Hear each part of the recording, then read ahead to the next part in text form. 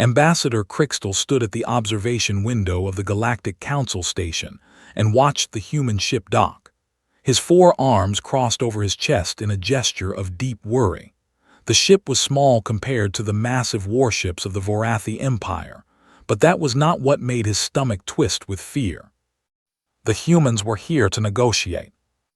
"You seem troubled, Ambassador," said High Counselor Yemeth, who had walked up beside him. The tall, gray-skinned elder looked at the human vessel with curious eyes. "I am more than troubled," Crystal replied. "I am terrified." Yemeth made a sound of surprise. "The Vorathi have never feared anyone. Your empire has conquered 47 worlds. Your fleets are the largest in 3 sectors. Why would you fear these small pink creatures?" Crystal turned to face the High Counselor. His yellow eyes were filled with something Yemeth had never seen in a Vorathi before. It looked like genuine worry. "Because, High Counselor, the humans do not fight wars the way we do. They do something far worse." He paused and took a breath. "They make you want to stop fighting." Yemeth tilted his head. "I do not understand." "No one does, not until it happens to them." Crystal looked back at the docking ship. The Keithrani Empire learned this lesson. They attacked a human colony world 3 years ago, killed 2,000 civilians. The humans could have destroyed them. Their weapons, their technology, their strange ability to adapt and survive, they could have burned every Keithrani world to ash. But they did not. "No, they sent diplomats." Crystal's voice dropped low. "Within 6 months, the Keithrani were human allies. Now they trade with them, work with them. Their warriors wear human symbols on their armor as marks of friendship. The Keithrani who killed those colonists now guard human borders." Yemeth was quiet for a long moment. "That is impressive diplomacy." "It is not impressive, it is impossible." The Keithrani hated all other species. They had a religion that taught them they were the chosen people of the universe. They believed every other race was meant to serve them or die. Crystal shook his head. "The humans changed their minds, not through force, not through tricks. They simply talked to them." The docking clamps locked onto the human ship with a soft clunk that echoed through the observation deck. Yemeth watched as the airlock began its cycling process. "Perhaps the Keithrani were simply weak-willed," Yemeth suggested. Laughed, but there was no humor in it. "The Keithrani are the most stubborn species in the known galaxy. They fought a 300-year war against the Collective because the Collective suggested they might consider peaceful trade. The Keithrani would rather die than change their beliefs." He paused. "Or so we all thought." The airlock doors opened with a soft hiss. 3 figures walked out into the station corridor. They wore simple gray uniforms with no weapons visible. 2 of them were tall males with short hair. The third was a smaller female with dark skin and eyes that seemed to take in everything at once. "Those are the diplomats?" Yemeth asked. "That is Ambassador Sarah Chen," Crystal said, pointing to the woman. "She is the one who converted the Keithrani. Before that, she ended the Spiral War by making the Drothan and the Mekri sign a peace treaty. Those 2 species had been killing each other for over 1,000 years." Yemeth watched the small human woman walk through the corridor. She moved with calm confidence. Her 2 companions flanked her like guards, but they did not carry the aggressive posture of warriors. They looked relaxed, friendly, even. "What is their secret?" Yemeth asked. "I do not know," Crystal admitted. "No one does. The humans call it diplomacy, but it is something more, something we cannot understand. They look at an enemy and they see a friend who has not been made yet. They look at hatred and they see fear that can be soothed. They look at war and they see a conversation that has not happened." The human delegation had stopped to speak with a station worker. Ambassador Chen was smiling at the small alien, asking about something. The worker's tentacles, which had been pulled tight against its body in fear, slowly relaxed. Within seconds, the worker was making the whistling sound that its species used for laughter. "She has been on this station for less than 2 minutes," Yemeth observed. Yes, and already she has made a new friend. Crystal's voice was heavy. This is what they do. This is why they terrify me. Yemith turned to face the Vorathi ambassador directly. Why are the humans here? What do they want? Was silent for a long moment. When he spoke, his voice was barely above a whisper. They want to talk about the war between my people and theirs. Yemith's eyes widened. The Vorathi are at war with the humans. We have been for 6 months. We attacked one of their mining stations near the border. We expected them to respond with weapons. We expected a fight we could understand. Crystal closed his eyes. Instead, they asked for a meeting. They want to negotiate. And you agreed. I did not want to. My superiors did not want to. The entire Vorathi High Command screamed that it was a trap, that the humans would use the meeting to plant spies or assassins. Crystal opened his eyes and looked at the human delegation, which was now walking toward the council chambers. But then Ambassador Chen sent us a message. She said she understood why we attacked. She said she wanted to help us find another way to solve our problems. What problems? Crystal's voice cracked slightly. She knew about the famine. She knew that our agricultural worlds had suffered crop failures for 3 years in a row. She knew that our people were starving and that we attacked the mining station because we needed the resources to survive. He shook his head. We never told anyone about the famine. We kept it secret to prevent our enemies from seeing weakness. But she knew. Yemith felt a chill run through him. How could she know? I do not know. The humans have strange ways of learning things, but that is not what frightened me most. Crystal turned to face Yemith fully. What frightened me was what she said next. She said the humans wanted to help us. She said they had food, technology, agricultural knowledge. She said they would share it with us. In exchange for what? Nothing. Yemith stared at him. Nothing. They want nothing in return for ending a famine. She said they only wanted us to consider peace, to consider friendship. She said they had enough resources to share, and that watching people starve was not something humans could accept, even if those people were their enemies. Crystal's 4 hands clenched into fists. Do you understand now? Do you see why the humans terrify me? Yemith was beginning to understand. They are trying to make you feel grateful. Yes, and it is working. Crystal's voice was filled with anger and confusion. I should hate them. My people should hate them. We are warriors. We take what we need through strength. We do not accept charity from our enemies. He paused, and his anger seemed to drain away, leaving only exhaustion. But our children are hungry. Our elders are dying, and the humans are offering to save them. How do I hate someone who wants to save my children?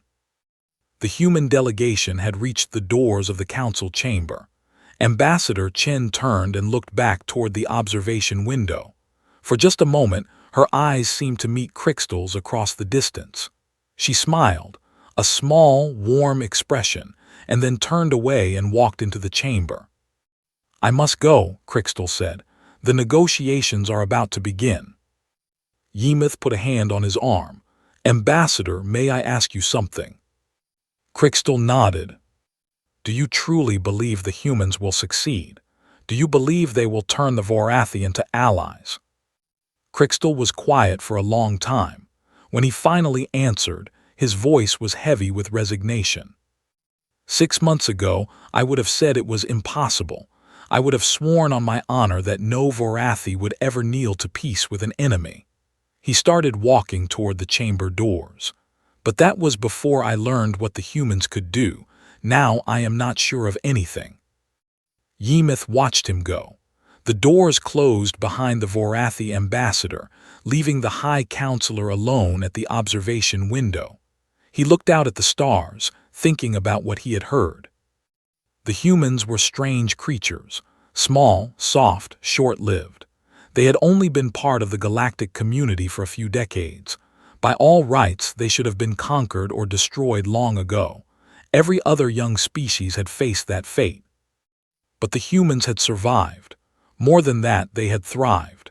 They had built alliances with species that had never allied with anyone. They had ended wars that had lasted for centuries. They had done impossible things, not with weapons or threats but with words and kindness.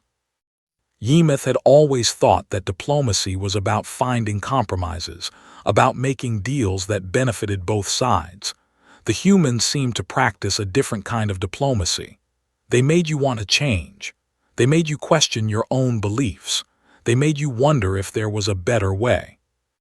It was, he realized, the most dangerous weapon in the galaxy. Ambassador Sarah Chen sat down at the large circular table in the council chamber and looked at the beings around her. There were representatives from 12 different species, all watching her with varying degrees of curiosity and concern. Across from her sat Ambassador Crixtal and 2 other Vorathi officials, their forearms crossed in defensive postures. She smiled at them. "Thank you all for coming," she said in a calm, clear voice. "I know this is unusual. I know many of you are wondering why I requested this open negotiation instead of a private meeting." She looked around the table. "The reason is simple. I believe that peace should not be a secret. I believe that when enemies become friends, the whole galaxy should see it happen." One of the Vorathi officials made a harsh sound. "We are not here to become friends, human. We are here to discuss terms." "Of course," Sarah said, still smiling. "Let's begin with terms then. What does the Vorathi Empire want?" The official looked surprised. He had expected the human to make demands, to list conditions and threats. That was how negotiations worked. Instead, she was asking what they wanted. Spoke before his colleague could respond. "We want the war to end. We want our people to survive the famine. We want to be left alone." Sarah nodded slowly. "Those are reasonable things to want. Let me tell you what the Terran Federation wants." She leaned forward slightly.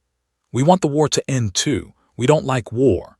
It's wasteful and painful, and it kills people who could have lived long, happy lives. We want to help with the famine because we have more food than we need and your people are hungry. And we want to be friends because friends are better than enemies." The Vorathi official slammed one of his hands on the table.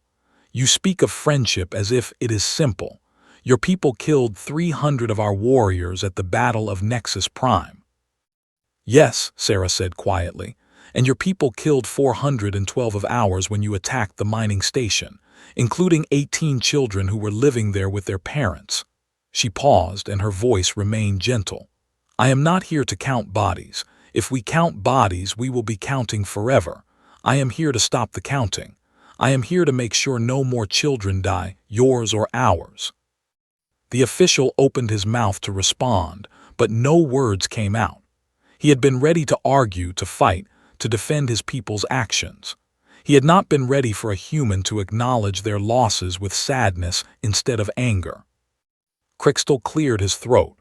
"Ambassador Chen, you mentioned in your message that you knew about our famine. How did you learn this information?" Sarah's expression softened. "Ambassador, we're not stupid. We've been watching your empire for years. We saw the crop failures. We saw the food shipments being redirected from civilian populations to military forces. We saw the refugee camps that your government tried to hide." She paused. "We also saw that your attack on our mining station was poorly planned and desperate. That's not how the Vorathi fight. You're known for careful strategy and overwhelming force." The attack looked like the action of people who were running out of options. Crixtal said nothing, but his posture shifted slightly. Some of the tension left his shoulders. "I want to be clear about something," Sarah continued. "We don't blame you for the attack. We don't hate you for it. We understand desperation. Humans have been desperate many times in our history. We've done terrible things when we were afraid and hungry and out of options." She looked around the table at the other representatives. "Every species has. That's not a weakness. That's just being alive." One of the representatives, a tall being with blue skin and no visible eyes, spoke up. "Ambassador Chen, you speak as if you have already forgiven the Vorathi for attacking your people. How is this possible? They killed your citizens." Sarah turned to face the speaker. "Counselor Veth, let me ask you a question. If someone killed one of your family members, and then you found out that they did it because their own family was starving to death, Would that change how you felt about them? Veth was silent for a moment. It would not bring back my family member. No, it wouldn't. Nothing can do that. Sarah's voice was sad but steady. But would it change how you felt? Would it make you think about them differently? Veth hesitated. Perhaps. I might understand their actions even if I could not forgive them. Understanding is the first step, Sarah said. Forgiveness comes later. Sometimes it takes years. Sometimes it never comes at all. But understanding, that's something we can start today. She turned back to Crystal. Ambassador, I understand why your people attacked us. I understand that you were trying to survive. Now I'm asking you to understand something about us. Leaned forward slightly. What would you have me understand? That we don't want to destroy you. We don't want to conquer you. We don't want you to surrender or submit or bow down to us. Sarah's eyes met his. We want you to live. We want your children to grow up healthy and strong. We want your people to have enough food and clean water and medicine. And we're willing to give you those things, not because we want something from you, but because that's who we are. The chamber was very quiet. The representatives from the other species were watching with intense focus. This was not how negotiations usually went. Usually there were threats and demands and careful calculations of power. This human was offering something completely different. Why? Crystal asked. His voice was barely above a whisper. Why would you do this for enemies? Sarah was quiet for a moment, gathering her thoughts. When she spoke, her voice was warm. Because we learned a long time ago that enemies are just friends we haven't made yet. Because we discovered that the universe is big enough for everyone. Because we know what it feels like to be hungry and scared and alone, and we don't want anyone else to feel that way. She smiled. And because, Ambassador, we're optimists. We believe that people are basically good, even when they do bad things. We believe that given the choice between war and peace, most beings will choose peace. We just have to give them that choice. Stared at her for a long moment. Then slowly, he reached into his uniform and pulled out a small object. It was a crystal pendant, glowing faintly with inner light.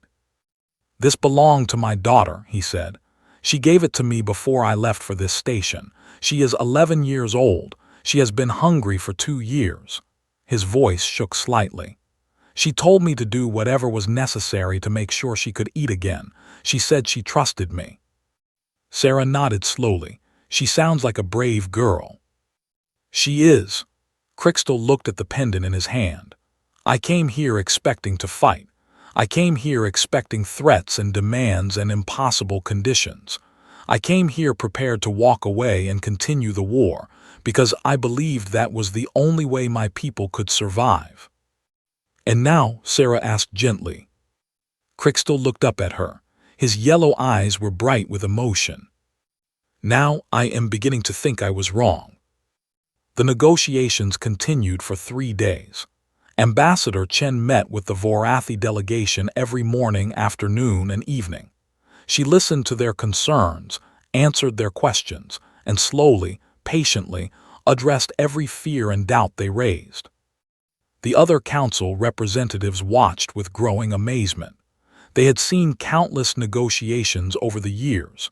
They had witnessed threats and bribes and complex diplomatic games. They had never seen anything like this. The humans did not threaten. They did not demand. They simply offered again and again to help. By the end of the first day, the Vorathi had stopped crossing their arms defensively. By the end of the second day, they were asking questions about human agricultural technology with genuine interest. By the end of the third day, something remarkable had happened. Ambassador Crystal was laughing. High Counselor Yemeth stood at the back of the chamber, watching the scene with disbelief. The Vorathi, one of the most aggressive, warlike species in the sector, was laughing at a joke the human ambassador had told. His colleagues were smiling. The tension that had filled the room when the negotiations began had completely disappeared.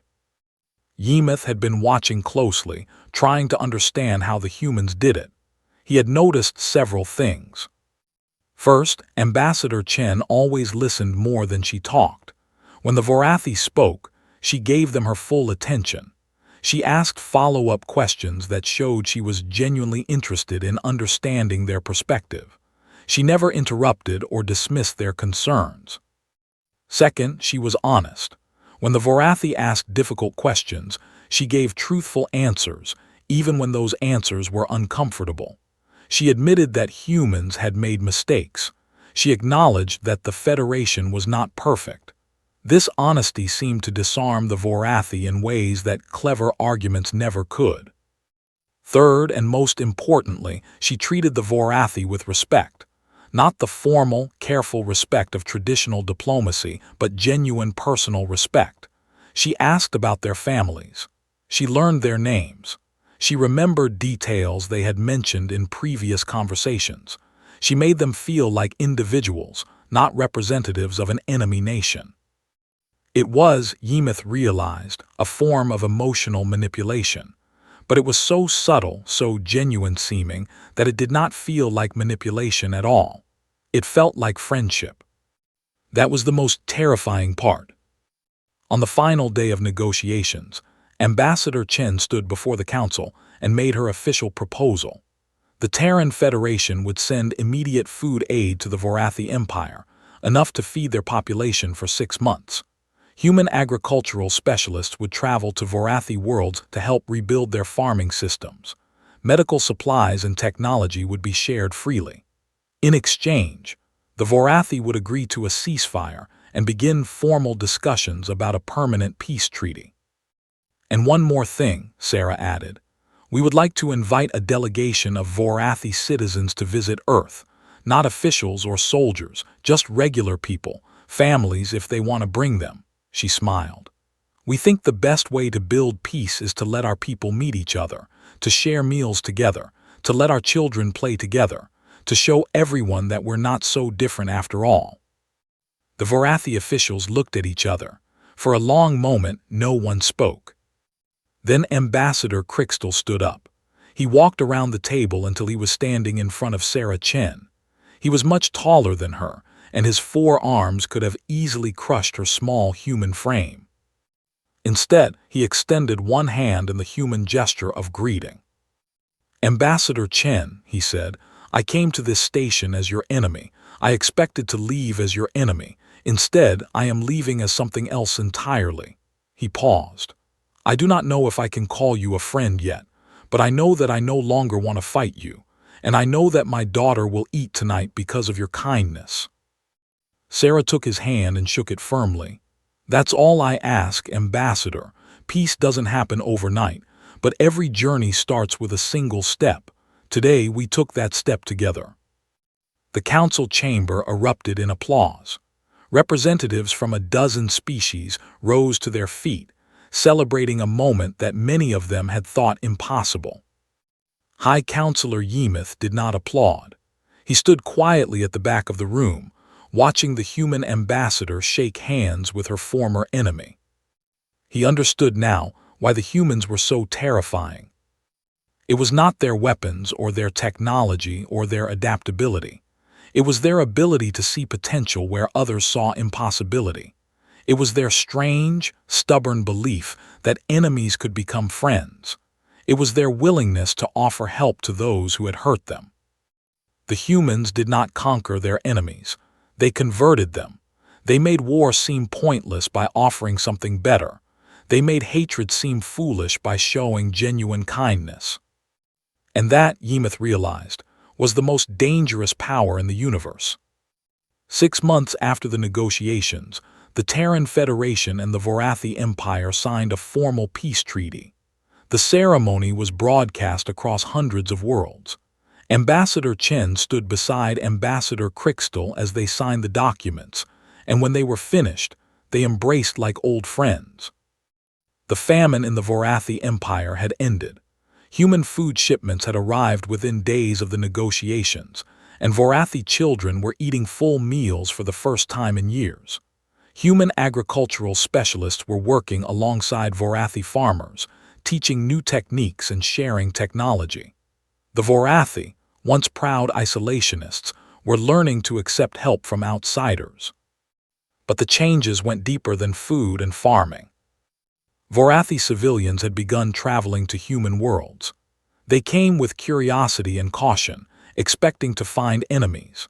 Instead, they found welcoming hosts who invited them into their homes, fed them strange but delicious human foods, and asked countless questions about Vorathi culture and traditions.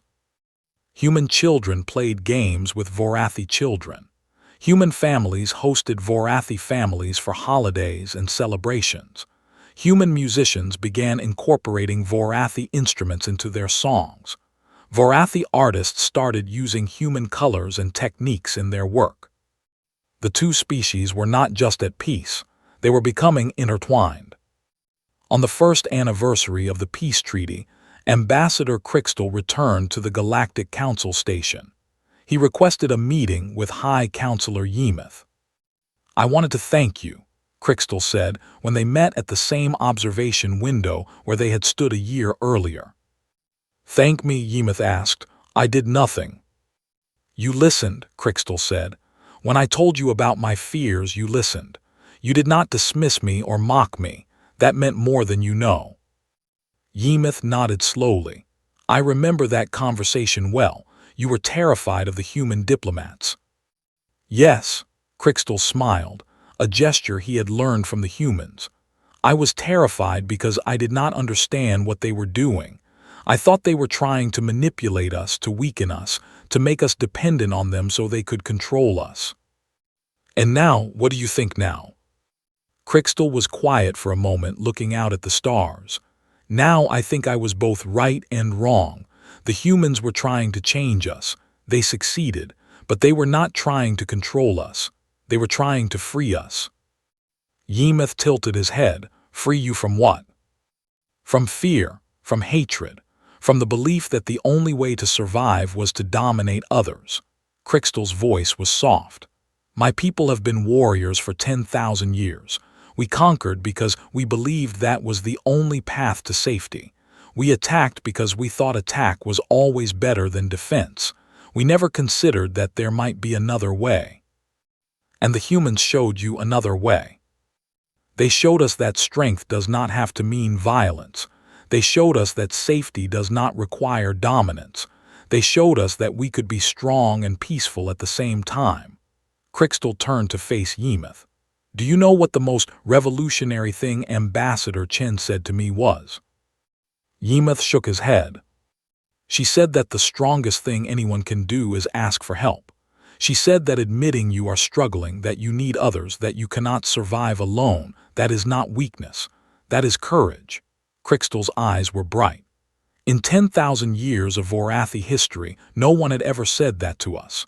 We had always believed that asking for help was shameful, that it made us vulnerable, that it invited attack. And now I see that asking for help is what saved my people. If we had continued the war, we would have died, not from human weapons, but from our own pride. The famine would have killed us.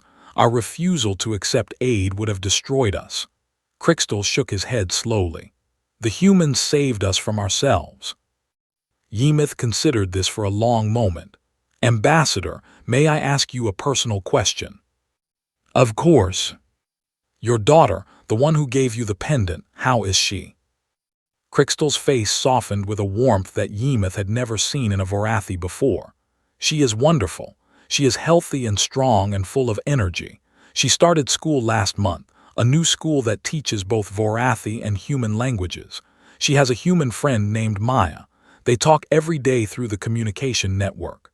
He laughed softly. "Last week, she told me that when she grows up, she wants to be a diplomat, like Ambassador Chen." Yemeth felt something shift inside him. He had spent centuries watching civilizations rise and fall, watching wars begin and end, watching species destroy each other over territory and resources and pride. He had become cynical. He had stopped believing that anything could truly change. But here was a Vorathi warrior, speaking of his daughter's human friend, talking about peace and cooperation and hope. Here was evidence that change was possible, that old enemies could become new friends, that the cycle of violence could be broken. "Ambassador," Yemeth said slowly, I think I finally understand why the humans are so terrifying. Oh, they are terrifying because they make us believe in things we had given up on. They make us hope for things we had decided were impossible. They make us question everything we thought we knew about how the universe works. Yemuth looked out at the stars. And that kind of hope is dangerous, because once you start hopping, you cannot stop. Once you believe that things can be better, you cannot go back to accepting that they cannot. Crystal nodded. Yes, that is exactly right. The humans infected my people with hope, and now we can never go back to what we were. Is that a bad thing?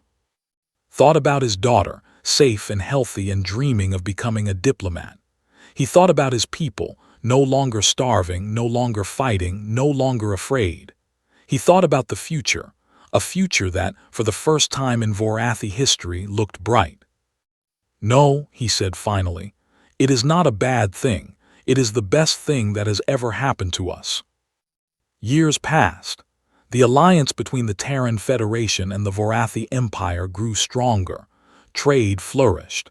Cultural exchanges expanded. The two species became so intertwined that historians began referring to them as the Terran-Vorathi Partnership. But the humans did not stop there. Ambassador Chen retired eventually, but her methods lived on. A new generation of Terran diplomats carried her approach to every corner of the galaxy. They found enemies and made them allies. They found conflicts and made them conversations. They found hatred and made it understanding. The Drelkani, who had enslaved smaller species for millennia, were convinced to free their captives and build a society based on cooperation instead of domination.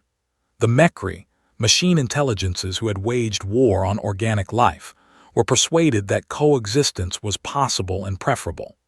The Scorn, nihilistic beings who had believed the universe was meaningless, were shown that meaning could be created through connection and community.